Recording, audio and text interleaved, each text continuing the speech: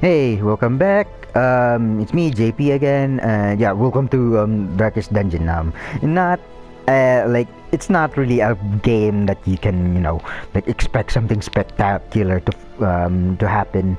But I just love this game. I clocked in a decent amount of hours in my Vita save. I still it has a cross save feature, so I can play my Vita save in my with my PS4. But yeah, I just go back and forth. It's just really cool feature for this game. Let's see. Yeah, we're looking at Boyven here, as a seeker plague doctor. Her quirks are nymphomania, mania. So she has like plus 20 percent stress healed in brutal. So she's really loved her hookers and prostitutes. And her negative quirk is obsessed with self-worship. So I'm guessing I haven't seen this negative quirk work or effect on me, so I'm pretty sure she's like a little bit selfish. For her, like I don't want to go into like the details. I mean, in this game you actually have to focus on the details, but I just like go like I just go with the flow with this game, but a little bit aware of the details. So yeah, her abilities, her skills, combat skills, they get like let me see here. So these are unlocked abilities. The plague grenade, pretty decent. I love using the plague grenade. And this plague grenade is like it's a long range one. You can throw it in the very back units of the enemy.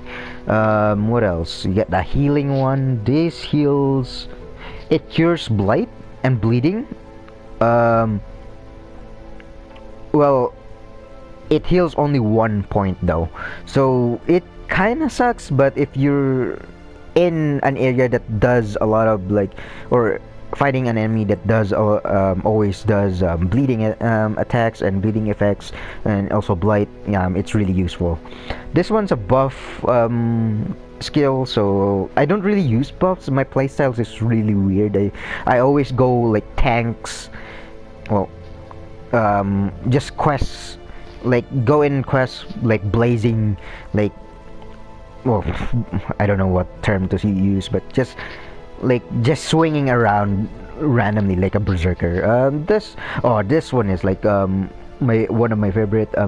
This orienting blast. This shuffles enemies, stuns um, the enemy.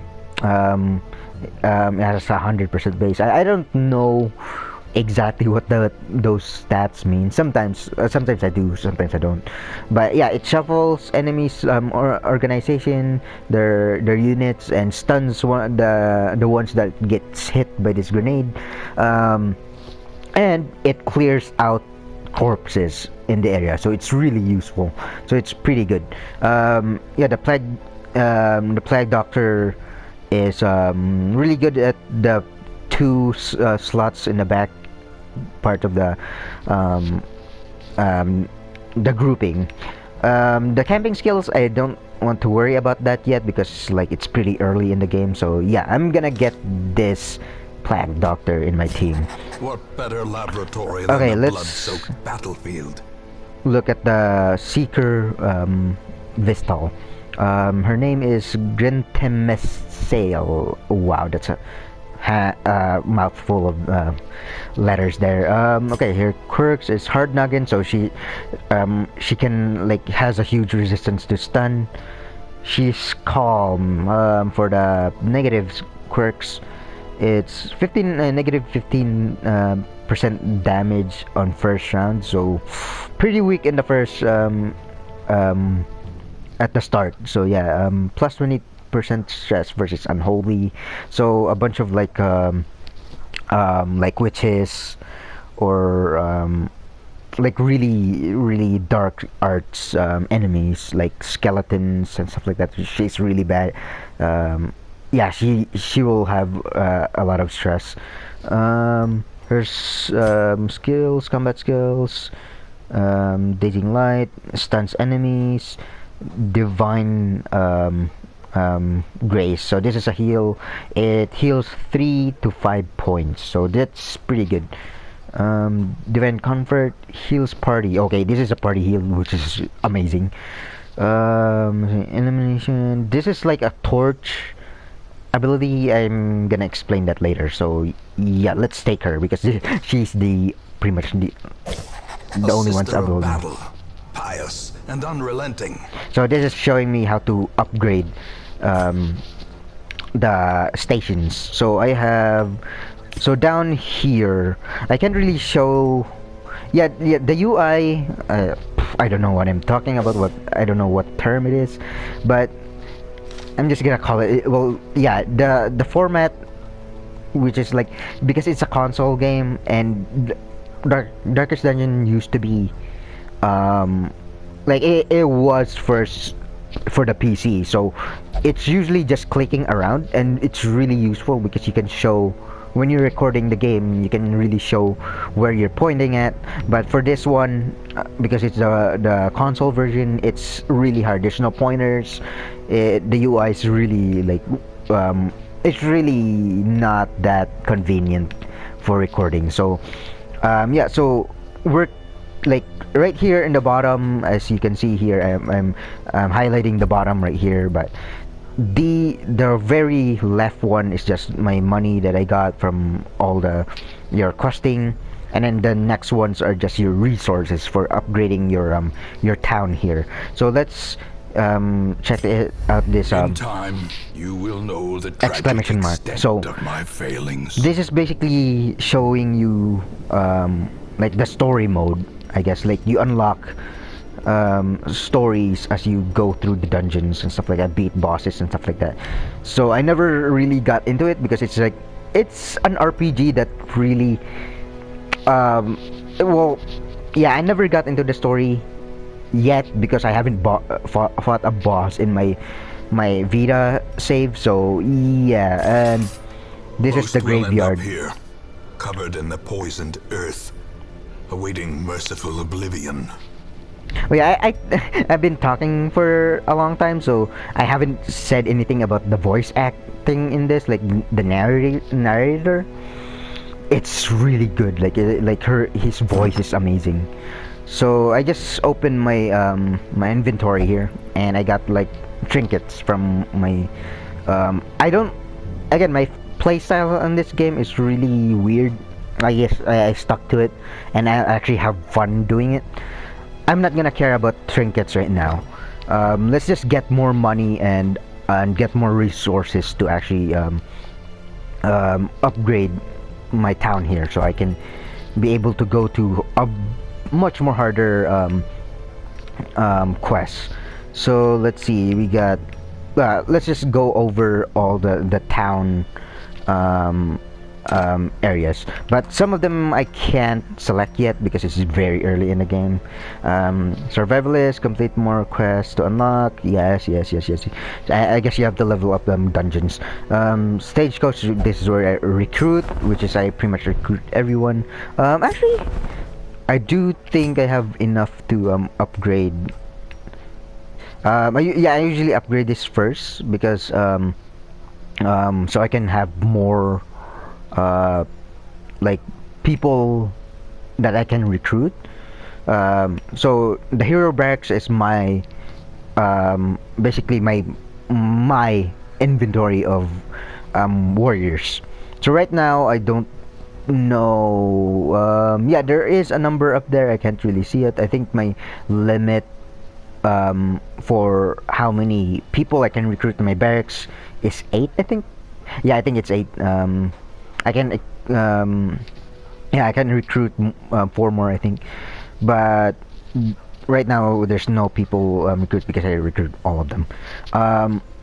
I can raise it, increase size of roster to 12, so that's pretty good. But right now I can't really increase number of available heroes to 3. So yeah, 3 is pretty good. Yeah, let's just immediately unlock this one.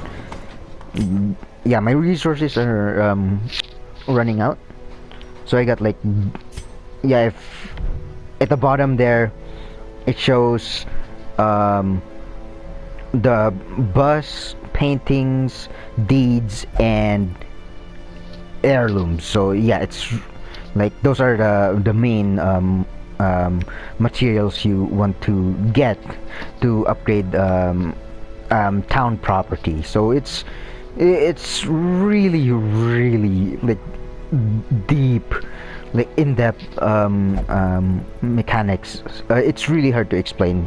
I can't believe like this is the second part of the video and I'm still explaining the whole game.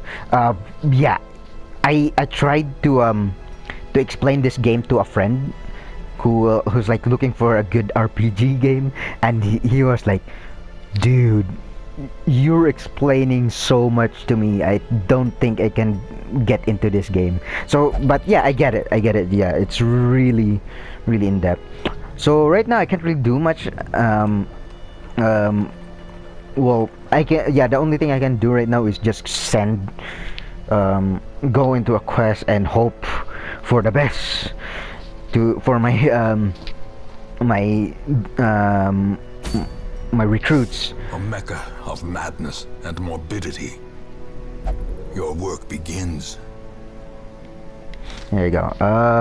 Yeah, so this is our first. I think this is mandatory. Yeah, it's necessary for this because like, yeah, it's after tutorials and you need, you don't have a lot of freedom to go to other places yet, because yeah, most of them are really hard.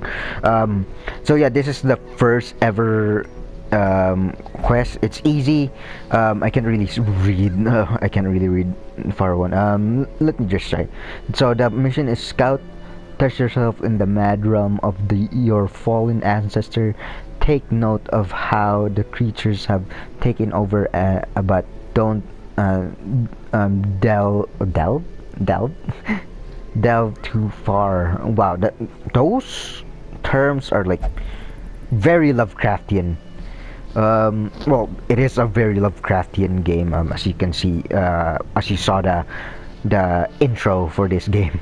But yeah, I love it. It's like I play this game just like how Bloodborne, like the atmosphere of this game is very Bloodborne, but more turn-based mechanic than action RPG kind of way. So it's a very short map. Apprentice is yeah, you can play. Well, the requirement of going into this dungeon is apprentice level 1, and the goal is explore 90% of the room, so it's pretty easy. These kind of quest is basically what I grind to get more money, but it's really hard. Yeah, it's really hard to get into unless you have really good recruits or people to go into those quests. But yeah, this is like I totally get my friend like just like completely like just go like just reject. Well, not really reject. He's like he really get that this game's gonna be really hard on people because there's so much to get into. But as when you get into the game, it's just so much fun. But yeah, I'm just gonna keep this video short because like again, yeah, I don't want to put up long videos, and yeah, most of my videos right now is just really long. But for this kind of game, I don't want to keep this like a really dragging down the turn-based kind of like a really slow gameplay. It's not even like that exciting. Well, for me as an artist, I love the art style, so it's really good. But yeah, like, comment, and subscribe, and well, see you in the next video. We're gonna have fun. Still working on my outro. I'm probably forgetting my outro, but yeah, See you in the next video. Bye.